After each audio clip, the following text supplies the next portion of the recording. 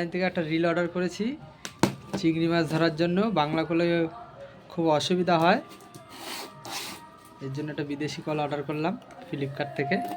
এখন আনবক্সিং করা হচ্ছে।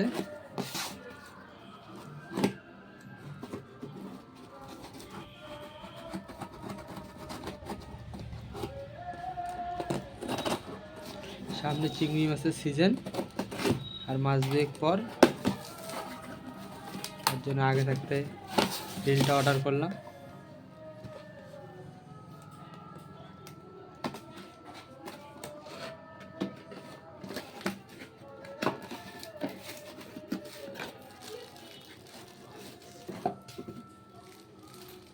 প্যাকেট খোল।